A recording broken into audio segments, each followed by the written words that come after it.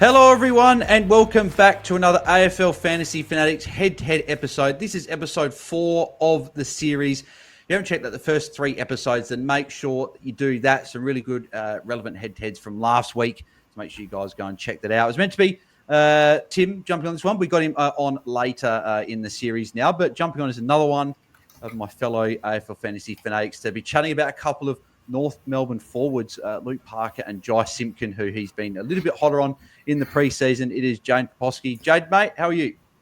Hello, Babs. It's great to be here, and yeah, I'm keen to talk about them. I think one of them will end up in my team. Just depends who ends up better. Yeah, exactly. And I think that these two have sort of their stocks have been risen, and is why we've put them into head-to-head because of, unfortunately, George Wardlaw, who just can't quite seem to catch a break at AFL level in his first few years. So he's done a hamstring. He's out for the better part of 3 months. So they'll ease him back in. So it could even be till post his round 12 bye that we don't see George Wardlaw till. So something to keep in mind there with these two players. But both these two could see that bump there. So we're looking at Luke Parker and Jai Simpkin today. So Luke Parker coming in at 839K as a mid-forward, 4.5% ownership with a 65.9 average from his 7 games last year, but he's priced on his high average from the year before. And then we got a Jai Simpkin, who's a bit cheaper than that, at 781K, average to 76.2 from his 18 games. So he's priced on what he did last year. So Jane will be taking Jai Simpkin. I'll be taking Luke Parker. And as always, we'll be starting with the guest and starting with Jai Simpkin. So Jaiden, why should people be considering selecting Jai Simpkin in their fantasy sides for 2025? Well, I actually don't think we discussed who would be taking who, but it's a bold assumption. Oh. Yeah, I've been on Simpkin. I've been on Simpkin this preseason. I thought we did. I assumed. I apologise if I assumed that, but if you want to take Parker, then go ahead. Unless you want Simpkin, so no, it's kind of been a bit of fun this preseason with Jai Simpkin. It's just been someone I've just taken as the player that I like and I want to talk about and bring him up in every single conversation. And I guess the main reason for it is one, partially his price and the fact that he's got forward status. But for over half the year, that's not really what he was doing. He wasn't a forward really, and he wasn't priced at 77. He was doing a lot better than that. And yeah, it comes down to the story of two halves. So in the first half of the year, obviously concussion in the preseason, pretty bad one, and missed round 1. And Jimmy Webster one, wasn't it? Yeah, exactly. So Tom Powell just slid right in and went to M3. So and by the time Simpkin got back, he was just pushed into the forward line, welcomed back in, and his scoring was not great at all, which is good for us fantasy coaches because it means cheaper. So that's kind of what caught my eye initially, just a bit cheaper than what he did. So then he had a bit of a quad injury. So the first half of the year was really a write-off. He's just struggling with a lot of things, playing up forward, scoring very poorly.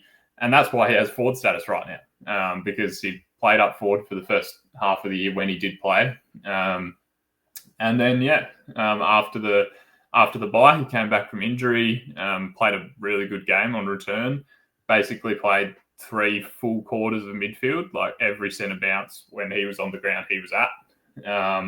So he was back in there. And then, got the 10 coaches' votes that game against West Coast, 2 goals, went forward in the last quarter a bit to win the game. So everyone kind of caught on then that he could be an option last year in the forward line. So overall, post-buy, he went at 89, which is 13 points above his price. So I think that tells a pretty good story of why the season went the way it did. And people keep coming back to me and saying, oh, Simpkin didn't play mid. And I think that's just because they look at the centre bounce numbers and they go, oh, he's all the way down the bottom. That's because he spent the first half of the year up forward. In the second half of the year, he was the second midfielder. He was 65% centre bounces behind LDU. So, he's the second midfielder last year. It could be a different story this year, but, there was no issues with his role last year whatsoever in the second half of the year. And that's with Wardlaw playing. That's with Sheasel playing. That's with, like he was the second midfielder. So all those same issues about the team structure last year, he was still the second midfielder last year. Yeah, exactly. And he's the sole captain now as well, I believe. I think they've gone away from the co-captain. So he's the captain of the club, and you'd expect him to get at least a bump in terms of he's going to stick around that sort of 65% or even maybe a little bit more, depending on what happens with Wardlaw. Interesting with Sheasel potentially coming into the midfield now, and they've talked about McKercher. Like, we're going to be we've obviously chatted about it last night on our podcast about the mixed reports of where McKercher's playing and where Sheasel's playing, because I've got mixed reports of one person saying McKercher played a mixture of half forward and half back. Other people said wing. Sheasel apparently playing deep forward. Then he's been playing as a midfielder. Like, sort of, they're going to be the two in the practice game that I'm going to be intrigued by. So do you think that those two, where those two specifically playing a couple other pieces like a Powell and a Phillips, do you think that affects Simpkin, or do you still see him as that one of the main guys, especially now with George Wardlaw being out for a little bit of time? I think Sheasel is the main one because I just think his trajectory is the best. And he really took off in the midfield towards the end of the year. Like, he was having games where he would be involved of 90% of North Melbourne scores. Like, it's just unheard of how creative he was and how, I guess, important he is there. So I think Sheasel is the key. And that will affect, both of our comparisons here. So I think Sheasel's probably the one. He's going to be moving in there. LDU will stay. So it's probably really only one. Like, we probably don't really want to look at M4 or M5 type range for Ford this expensive. So I'm thinking it would have to be M3, which I don't know if I can see happening just based on what you've said about the preseason reports and stuff. It seems like Simpkin could be the one who plays at half forward, but then comes up as the extra midfielder, something a bit like what Isaac Rankin does a fair bit. And he's done pretty well at it, apparently, in the preseason, but he's playing against the North Melbourne VFL team. So, of course, he'll look good. Yeah, exactly. Yeah. And Tom Powell's the other one as well that's apparently flying in the preseason. So does he get the bump? Obviously, he played every position last year. He started the midfield, then he went forward, then he went back, and obviously was getting a lot of those kick-ins. Obviously, a few people jumped on him. Unfortunately, DC couldn't get that right last year, and I was one of them as well that couldn't quite get it right with Tom Powell. So it's going to be interesting to see how that all shakes out in terms of Josh Simpkin. You mentioned that game against West Coast where he went, I think it was like a one. I don't know his exact score off the top of my head. It's like a 139 or 136, or it was like really big score, showing that he's got that ceiling when he does get that role. So is that sort of what you're looking to in terms of him being the sole captain? George Wardlaw's out. They're not just going to put in, like, they're not just going to chuck in like Finn O'Sullivan or Colin McKercher in one of those roles. It's going to be like a Shees or a Powell or maybe even the Josh Simpkin, as we said, captain of the club. So is that sort of ceiling another thing that you're sort of looking at as well and thinking if he can hit a few more of those big scores, that's what can also help elevate that average? Yeah, well, it did last year, unfortunately. He had 2 games where he went really big and the rest were not great. So the 89 average post buy looks really good because it's like equivalent to Horn Francis, who's like 200K more expensive and plays the same amount of midfield last year. But it's just like, there's 2 really big scores and there's really not much under that. So that is the issue with Simpkin. He just is pretty inconsistent. I'm hoping that, if he could get into the midfield like for the whole year, then he could put up, a 90 average or 85. And like even an 85, if he was doing that, that's 10 points above his price. The Fords are worse this year than last year, technically, based on what we would expect F1 to do. And we've got a lot of cheap forwards, but they're cheap. Like, there's no premium forwards really. Hopefully if he could do an 85, it could be close enough to like an F6, F7 range. I had him there last year looping with Power, so I'm glad I held Power for the whole year because he was pumping out the 130s at the end of the year. So, that's kind of my realistic hope for Simpkin. It could be an 85, maybe not enough for some people. That's where I'm at with him. Yeah, no, definitely someone that we've got to be keeping a very, very close eye on in the practice games, especially to see the role. And the other guy we've got to be keeping a close eye on for North Melbourne is new addition Luke Parker. Obviously made the switch over from Sydney to North Melbourne last year in the trade period. So last year, I'm not going to take too much into Luke Parker's year last year, right? So he only played the 10 games last year. That's including the finals as well. Only averaged 73% time on ground. He was sub on 3 different occasions in round 18, 20, and 21. So if you were to remove those sub scores, the average still isn't great, right? Because he played half forward in the regular season. So 4 games, average of 71.3. So not amazing. And it's around, he's what he averaged last year. He's more expensive in price, obviously, based on his average the year before in 2023, where he averaged 90.4. And if you look at the years before, Parker's been a pretty consistent player for us, that when he's been available as a forward, he's been very fantasy relevant. So as a nut for his first 2 years in the AFL, 2012 and 2013, we're going back all that way there. But since 2014 onwards, he has averaged over 90 in every season bar last year. So he went at a 103.2 in 2014, 96.3, 107, 96.7, 96, 98.4, 84.4 in COVID. So that's over, I'm pretty sure it's over 100 if you do the 1.25 times multiplier.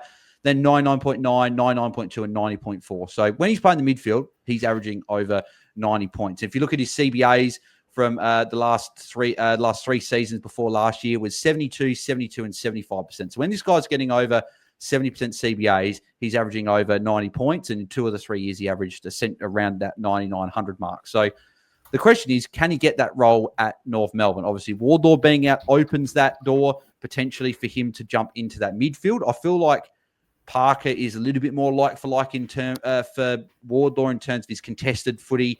So in under player, but he can also go forward. So I guess that's the caveat to this discussion, is that he could potentially also go forward, whereas and Simpkin can as well. So that's where this mix is really, really interesting, because Parker has got something to prove as well after last year. Obviously, he had that suspension in the VFL, came back, and then was essentially just shunted in the forward line, then was sub. So he's got a point to prove. He wants to go to North Melbourne and make a bit more of a statement so I can still play at a higher level.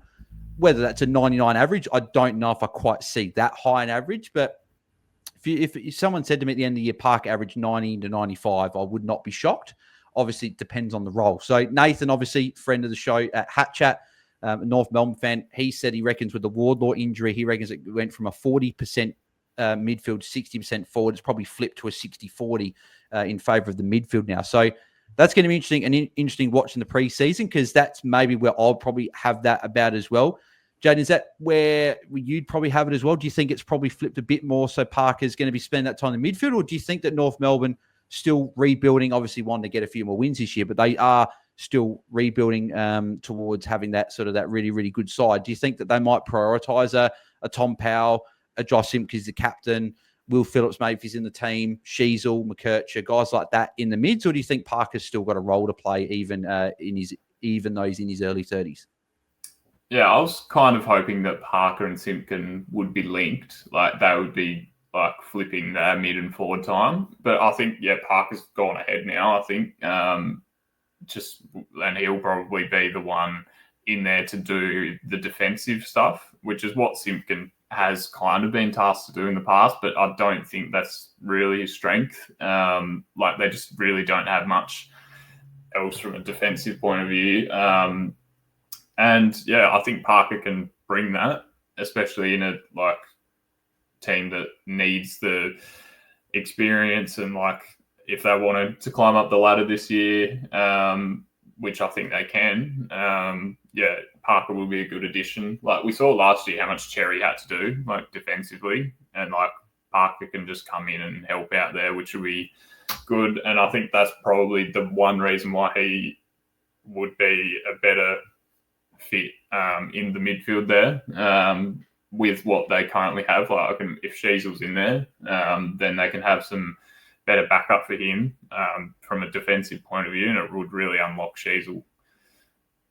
Yeah, exactly. So it's a very, very interesting watch. We've heard from the training reports as well. Obviously, McKercher and Shees, we're not exactly sure, but in terms of the two we're chatting about, we have heard that Simpkin has played a bit more of that forward role, and Parker's been really good in that midfield and has been one of those first few that's picked in the midfield. So and obviously we know pre-season training, They have obviously got double the mids. They're going to have 6. So when we hear guys, I think these two are a really big watch in the practice games. I think the Matt Sims all well and good for the intra clubs and stuff, but as you said, they're playing against North Melbourne's essentially their VFL team, and they've got double the mids. So I think these two, it's positive that they are getting some midfield time, and obviously Parker's getting that little bit more in the preseason, but maybe with Simpkin's concussion history and that, maybe they don't want to bash and crash him in the midfield. Maybe they know what he's going to do, whereas Parker knew the system. They want to be putting him in there a lot more. And I guess we'll have to find out. I think pre-season, they're going to be trying to play how they would in the actual games because they don't play opening round and they want to get stuff going because obviously being near the bottom of the ladder from last year, they want to get off to a good start if they want to sort of push their way up the ladder. So that's sort of what I'll be looking at from them as well. But it is time to be choosing between the two players in the head-to-head. So, Jaiden, if you had to pick one of them, who are you picking between Parker and Simpkin?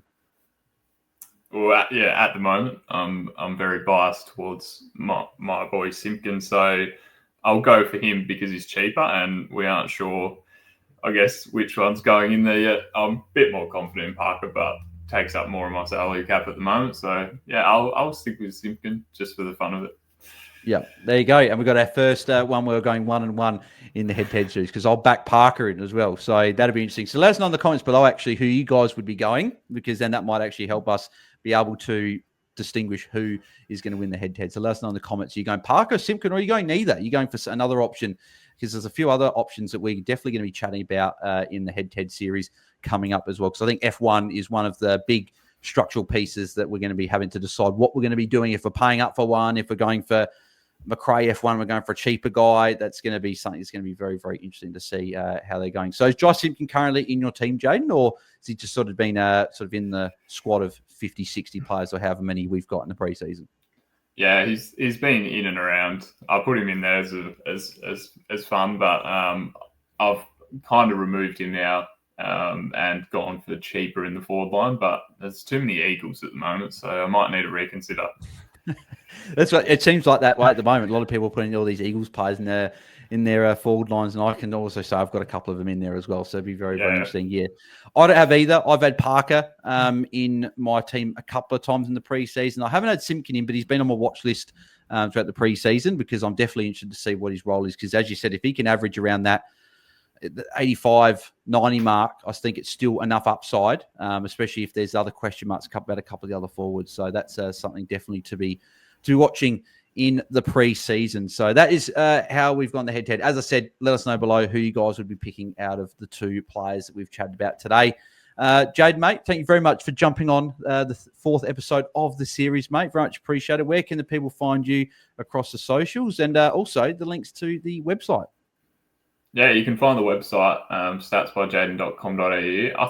I think it'll be one to watch because over on my site, you can check out how players are scoring their points, like who's scoring at stoppages and who's not scoring at stoppages. So the reason why that can be pretty important is, I guess this could be a one where Parker's in the centre bounce. So how much do you value the centre bounce compared to someone who's starting at half forward but rolling up to every single stoppage? And we saw that with Stringer and Caldwell last year. And the people that switched onto Caldwell straight away, even though he wasn't in the centre bounces, that's something that people might not have noticed. So if you want to check out that type of data, you can head over to the site. Yeah, exactly. And that's where Simpkin could be that sneaky guy. He's not in CBAs, but he's the fourth guy rolling up there and gets involved around the stoppage. So definitely something to keep an eye on. You can find me at BAILSDT across the socials as well. And you can find us at AFL Fantasy Fans on Twitter. If you didn't check out our podcast as well last night, make sure you do. We're went over all the track notes and news. So make sure you guys do tune into that as well. Episode 5 is coming on Wednesday. So obviously we're doing Monday, Wednesday, Fridays. You guys noticed last week, but on Wednesday, we got another special guest jumping on. DT Lemon is who will be jumping on. We'll be chatting about another 2 forwards that are in the mix for the F1 position. So going to be a very interesting discussion. We've gone from forwards and we're staying with the forwards to discuss another 2 very popular options. And they may or may not be both in South Australia. So that's a bit of a clue there for who we're going to be talking about. But make sure you guys tune to that. And make sure you like the video, as always. Subscribe to our YouTube channel. And if you're listening on podcast, 5-star rating and review. That would be very, very much appreciated. And we'll catch you guys on Wednesday. Thanks, guys. See ya.